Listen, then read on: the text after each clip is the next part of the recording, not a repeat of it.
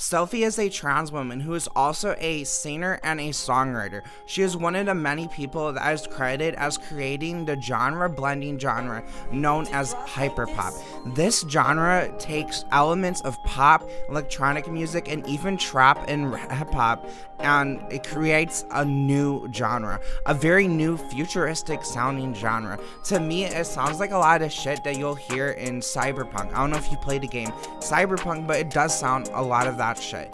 The reason why we're talking about her today is because today is Transgender Day of Visibility, and it's about being visible, it's about being vocal, it's about speaking up, it's about showing the world the ugly parts of being trans and like the negative parts, like the bad things that happen, how people are still being discriminated against, and there's hate crimes against trans people. But then on the flip side, it's about the positive, it's about all the great things, it's about the representation that we have, it's about all the people that have achieved great things. And as a musician myself, this really makes me happy to see her credited as creating a whole ass genre. And in fact, a lot of trans people are even in this genre, which is, once again, like I said, very, very cool. So if you don't know who Sophie is, I have a little screenshot here.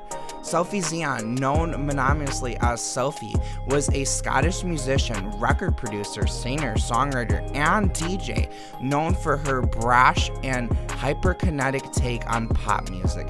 Sophie worked closely with artists from the PC music label. And actually, this label is what allowed her to link up with another artist, and it goes by Charlie something or another.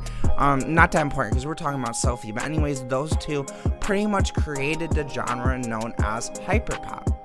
As a way to honor Sophie, I thought it'd be really cool if I actually made a little mixtape in the hyperpop genre. Now, my personal take on hyperpop is much more leaning to the trap side of shit, to the hip-hop side of shit, because I am a hip-hop artist, but I do think it was very cool to take these very, like, upbeat, electronic sounding shit and just, like, talk a bunch of, like, hard-ass, like, trap drill type of lyrics over that. I thought that was very cool, and I had a lot of fun doing this.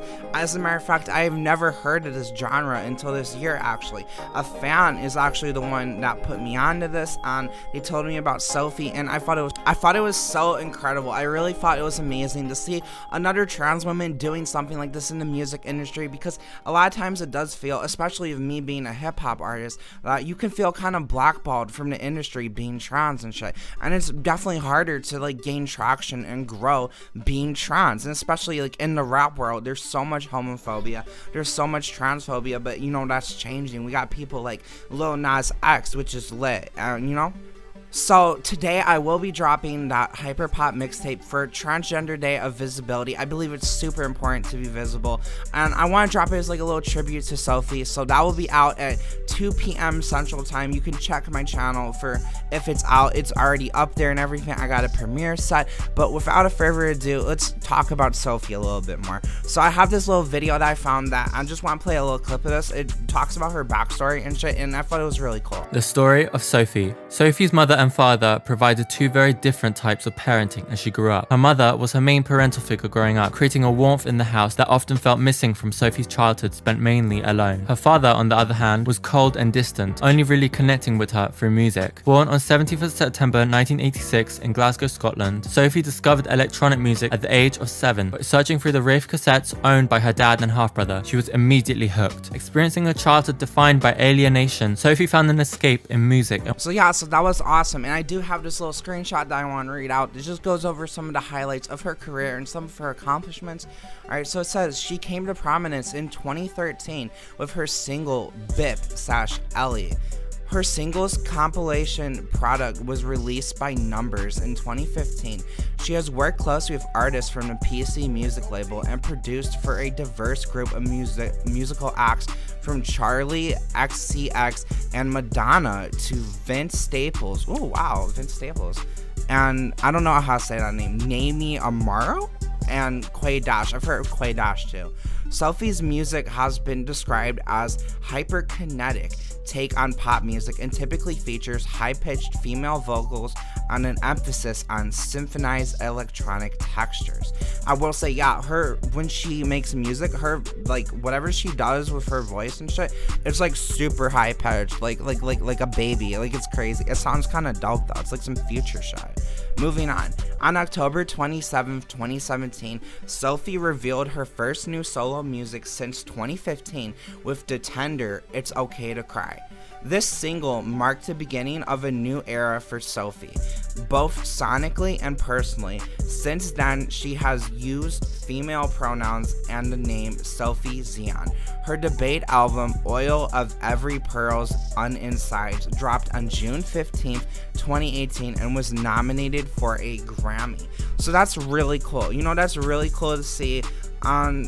It's Okay to Cry, and that whole album in general is her talking about how she identifies as trans, and that's finally who she is, and she's able to be that, and I am so proud of that. I am so happy that there is a trans woman who is getting credit like this, and credit in the mainstream.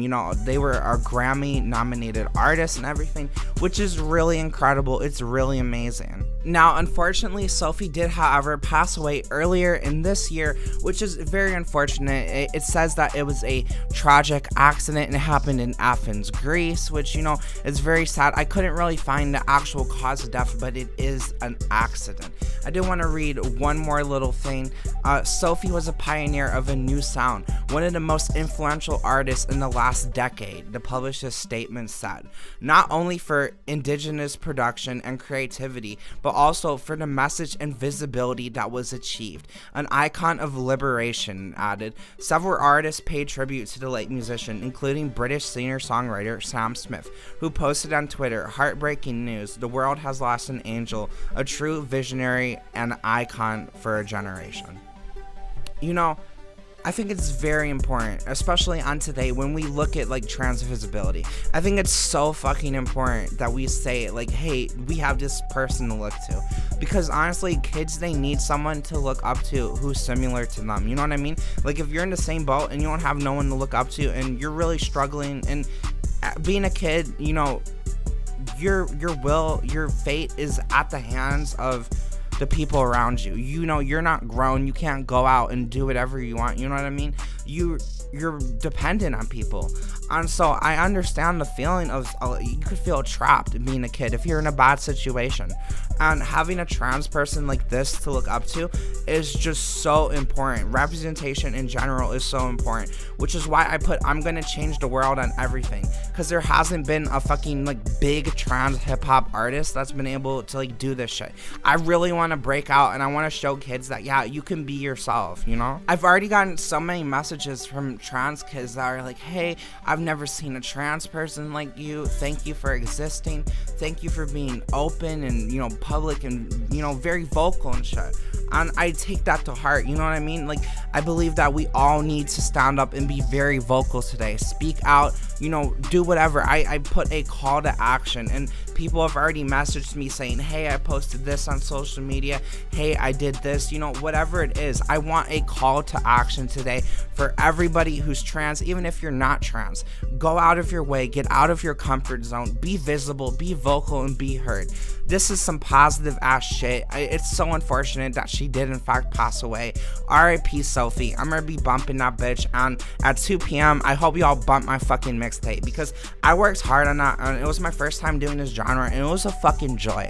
Anyways, peace out, bitches. Have a good one.